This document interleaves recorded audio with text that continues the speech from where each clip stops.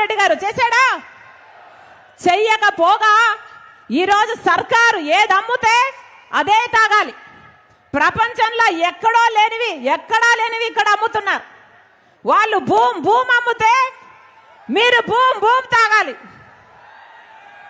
వాళ్ళు 3 క్యాపిటల్ అమ్ముతే మీరు 3 క్యాపిటల్ తాగాలి. వాళ్ళు డిఎస్సి అమ్ముతే మీరు డిఎస్సి తాగాలి. వాళ్ళు క్యాపిటల్ అమ్ముతే క్యాపిటల్ తాగాలి. ఒక పద్ధతి ఏమైనా ఉందా? మొత్తం ఎక్కడ చూసినా mafia, land mafia, sand mafia, liquor mafia అన్ని సరిపోవు అన్నట్టు హత్య చేసిన వాళ్ళను పక్కన పెట్టుకొని తిరుగుతున్నాడు జగన్మోహన్ రెడ్డి గారు.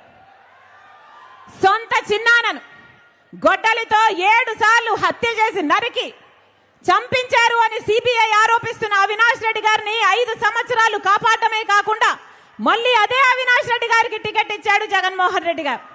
న్యాయమేనా? వివేకానంద రెడ్డి గారు కడప జిల్లా నాయకుడు, రాజశేఖర రెడ్డి గారి తమ్ముడు.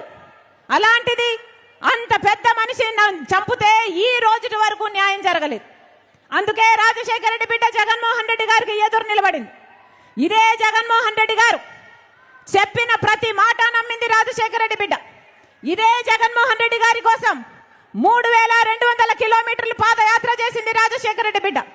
కానీ ఇదే జగన్మోహన్ రెడ్డికి రాజశేఖర రెడ్డి బిడ్డ ఈ రోజు ఎదురు నిలబడింది.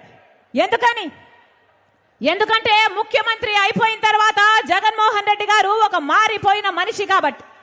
ముఖ్యమంత్రి కాకముందు రాజశేఖర రెడ్డి గారికి చావు వెనుక రిలయన్స్ హస్తం ఉంది అని చెప్పిన జగన్మోహన్ రెడ్డి గారు ఆ తర్వాత ముఖ్యమంత్రి అయ్యాక రిలయన్స్ సంస్థ వాళ్ళకి పిలిచి మరి రాజ్యసభ సీట్ ఇచ్చాడు.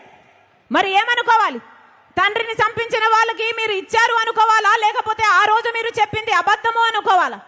వివేకానంద రెడ్డి గారు చనిపోయిన రోజున సిబిఐ ఎంక్వైరీ కోరాడు జగన్మోహన్ రెడ్డి గారు.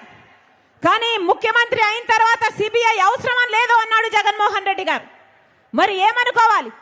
ఎప్పుడు ఏది వీలైతే ఆ మాట మారుస్తుంటే జగన్మోహన్ రెడ్డి గారు రాజశేఖర రెడ్డి గారి ఆశయాలను నిలబెట్టిన వాడు ఎలా అవుతాడు?